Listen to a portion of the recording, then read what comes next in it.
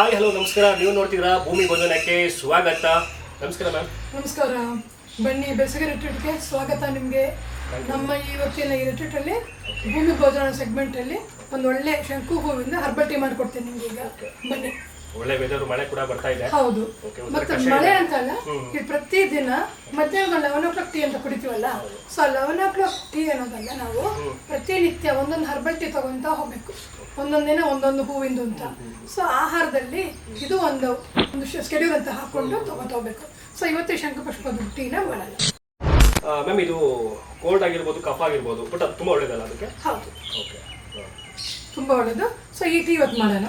ಇದ್ರಲ್ಲಿ ನಾವು ನಿಂಬೆ ಹಣ್ಣು ಹಿಂಡಿರ್ತೀವಿ, ಪೆಪ್ಪರ್ ಹಾಕಿರ್ತೀವಿ, ಮತ್ತೆ ಇದನ್ನು ಚೆನ್ನಾಗಿ ಬಾಯ್ಲ್ ಆಗಿರುತ್ತಲ್ಲ. ಸೊ ಟೀ ತುಂಬಾ ಚೆನ್ನಾಗಿರುತ್ತೆ, ಟೇಸ್ಟಿ ಇರುತ್ತೆ, ಮತ್ತೆ ಒಳ್ಳೆ ಕ್ಲೆನ್ಸಿಂಗ್ ಡ್ರಿಂಕ್ ಇದು. ಸೊ ವಿಲ್ ಹ್ಯಾವ್ ಸ್ಟಾರ್ಟ್ ಮಾಡೋಣ. ಹಾ, ಶುರು.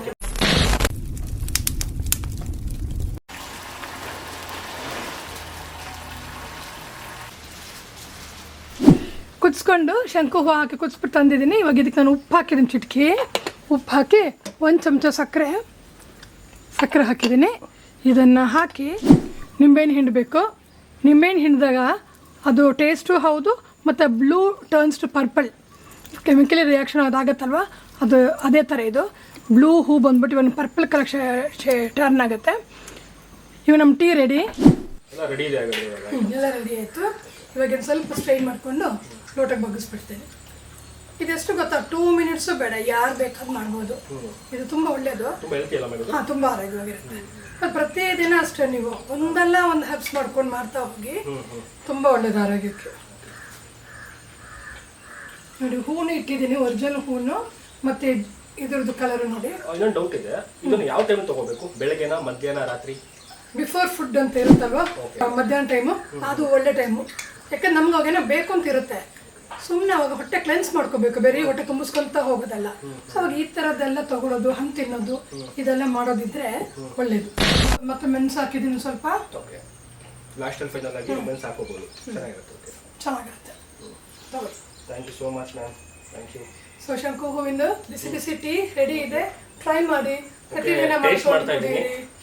ದಿನಕ್ಕೊಂದು ಹರ್ಬ್ ಅಂತ ಮಾಡ್ತಾ ಶುರು ಮಾಡಿ. ಒಂದಿನ ಶಂಕು ಹೂವು, ಒಂದಿನ ದಾಸವಾಳದ್ದು, ಒಂದಿನ ಲೆಮನ್ ಗ್ರಾಸು, ಒಂದಿನ ತುಳಸಿ, ಹೀಗೆ ಒಂದೊಂದು ದಿನ ಒಂದೊಂದು ಟೀ ಮಾಡ್ಕೊಂಡು ಕುಡಿತಿರ್ಬೋದು.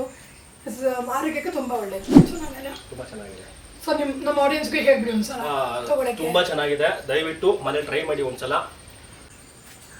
ಪ್ರತಿನಿತ್ಯ ಆರೋಗ್ಯ ಚೆನ್ನಾಗಿರ್ಬೇಕು ಅಂತಂದ್ರೆ ಆಹಾರ ಹೇಗೆ ಸೇವಿಸ್ತೀವೋ, ಒಂದು ಹೊತ್ತು ಹರ್ಬಲ್ ಡ್ರಿಂಕ್ ಅನ್ನೋದು ಮಸ್ಟ್ ಅಂಡ್ ಶುಡ್ ತಗೊಳ್ಳೇಬೇಕು ಅಂತ ಒಂದು ಸಮಯ ಇಟ್ಕೊಂಡು ತಗೊಳ್ಳಿ, ತುಂಬಾ ಒಳ್ಳೇದು. ಇದಕ್ಕೆ ಪ್ರೂಫ್ ಎಲ್ಲದಕ್ಕಿಂತ ಸರಿಯಾಗಿ ಹೇಳ್ಬೇಕು, ನಮ್ಮನೆಯವರು, ಮೈ ಹಸ್ಬೆಂಡ್. ಸೊ ನಿಮಗೆ ಗೊತ್ತು ಒಳ್ಳೆ ಕ್ರಿಟಿಕ್ ಎಲ್ಲಿಂದ ಬರುತ್ತೆ ಅಂತ, ಈಗ ಅವ್ರ ಮುಖಾಂತರ ಕೇಳಿಸ್ಕೊಳ್ಳಿ. ವೆಲ್ಕಮ್ ಟು ಭೂಮಿ ಭೋಜನ. ಸರ್, ಹೇಗಿದೆ ಸರ್?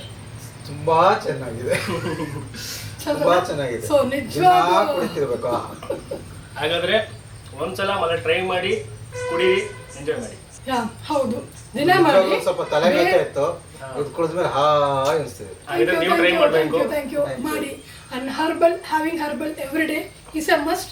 ನಮ್ಮ ಪರ್ಸೆಪ್ಷನ್ ಚೇಂಜ್ ಮಾಡ್ಕೋಬೇಕು. ಹರ್ಬಲ್ ಅಂದ ತಕ್ಷಣ ಇಟ್ಸ್ ನಾಟ್ ಫಾರ್ ಮೆಡಿಸಿನ್ಸ್.